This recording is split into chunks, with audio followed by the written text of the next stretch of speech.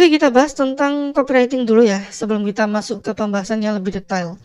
Apa sih copywriting? Oke, copywriting adalah naskah yang ditulis oleh seorang penulis naskah iklan untuk disebarluaskan guna kepentingan komersial. Ini definisi yang saya ambil dari Wikipedia. Jadi poinnya ada pada iklan yang disebarkan guna kepentingan komersial. Misalnya iklan untuk menawarkan sebuah produk, iklan untuk meningkatkan closing, iklan untuk chatting ke customer service. Itu namanya copywriting.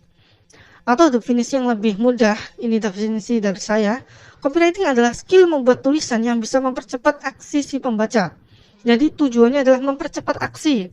Misal, Anda menulis copywriting untuk tujuan terjadinya sales, maka aksinya adalah terjadi sales. Jika Anda menulis copywriting untuk tujuan agar si pembaca menghubungi customer service Anda, maka aksinya adalah menghubungi customer service. Jika Anda membuat copywriting dengan tujuan untuk mengklik link menuju website Anda, maka aksinya adalah klik menuju website. Itu nama copywriting, mempercepat aksi. Nah, di sini saya beri contoh ya. Misal, mempercepat keputusan beli bagi seorang calon pembeli. Jadi, salah satu problem seorang penjual online adalah mereka sulit untuk membuat si pembaca melakukan pembelian.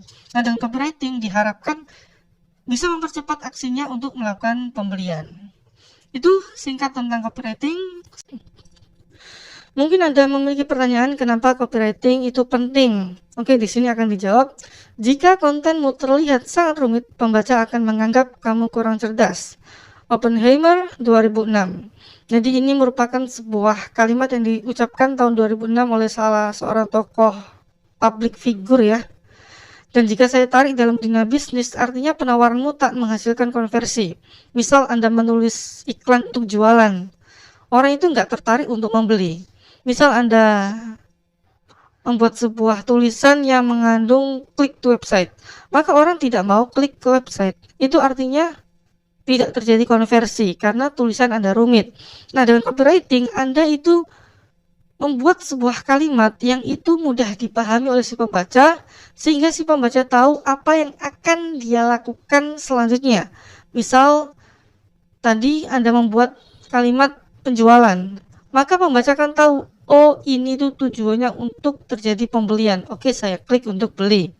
Jadi tujuan dari copywriting ini adalah untuk mempermudah pemahaman dari si pembeli untuk melakukan aksi. Paham ya sini ya? Dan dalam dunia bisnis, penawaran itu harus menghasilkan konversi. Apa sih kegunaan dari copywriting? Oke, di sini saya menawarkan 4 poin. Yang pertama adalah mempercepat aksi. Misal terjadinya closing dalam sebuah penawaran penjualan. Jadi misal Anda membuat kalimat penawaran produk, maka orang akan beli. Itu namanya mempercepat aksi. Yang mereka seharusnya biasanya mikir panjang, akhirnya mereka langsung beli. Yang kedua adalah mempermudah pemahaman akan produk bagi si pembaca. Terkadang orang berjualan itu kalimatnya sulit dimengerti atau terlalu jelimet. Nah, dengan copywriting Anda itu membuat si pembeli ini lebih mudah paham, sehingga apa yang Anda arahkan itu dia akan paham. Ketiga adalah menyentuh emosi pembaca. Copywriting itu berkaitan dengan ilmu psikologi atau ilmu kejiwaan. So, di sini peran emosi itu sangat penting karena banyak orang membeli produk itu bukan karena suka, tapi karena emosinya. Misal Anda beli produk Apple, itu biasanya bukan karena Anda melihat kualitasnya, tapi karena Anda melihat brand Apple-nya yang luar biasa. Itu namanya Anda membeli karena emosi. Itu yang disentuh di copywriting. Yang keempat adalah menyampaikan pesan seefektif mungkin. Nah, kalau Anda tidak menggunakan ilmu copywriting, maka pesan Anda biasanya susah diterima oleh si pembeli. Tapi kalau Anda menggunakan copywriting, pesan Anda akan lebih mudah diterima. So, ini merupakan tindakan yang lebih efektif.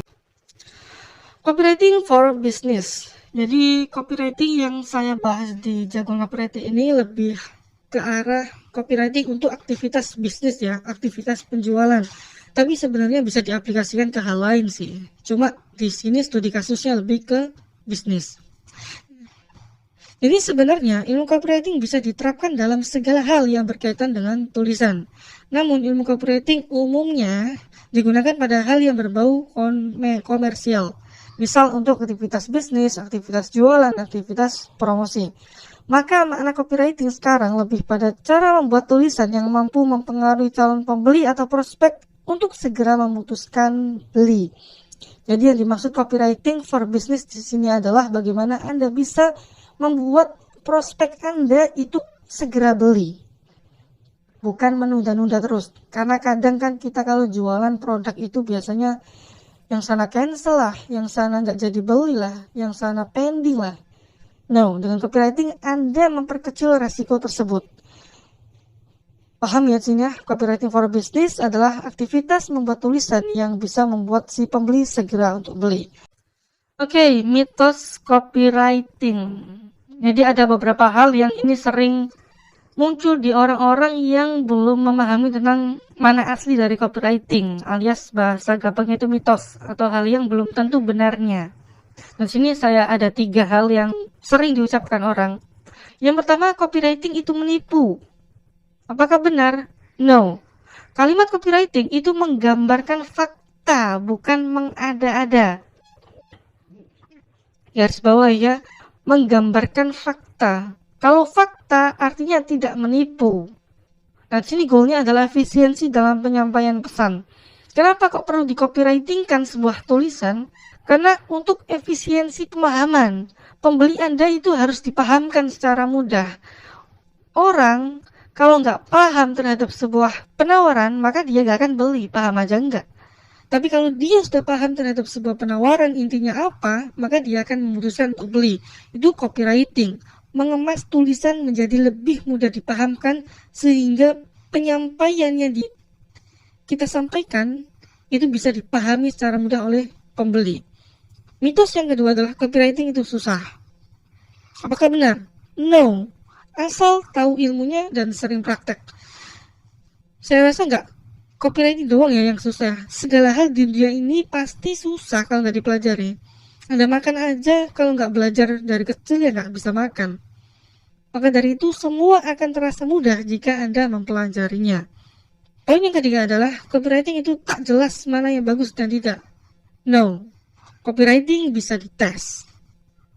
Serius. Mungkin ada orang yang bilang copywriting A ini lebih bagus, copywriting B lebih bagus, C lebih bagus. Apakah benar? Belum tentu. Karena kebenaran itu harus dibuktikan secara objektif. Artinya harus dites di masyarakat terlebih dahulu. Dan copywriting pun demikian. Copywriting bisa dites. Oke, paham ya di sini ya? Copywriting bisa dites. Jadi kita nggak ngeklaim copywriting ini lebih bagus daripada copywriting yang ini. No, semua harus dites. Paham ya sini ya? Jadi itu 3 mitos copywriting. Sekarang Anda mulai paham ya tentang copywriting seperti apa. Sampai ketemu di video selanjutnya. See you.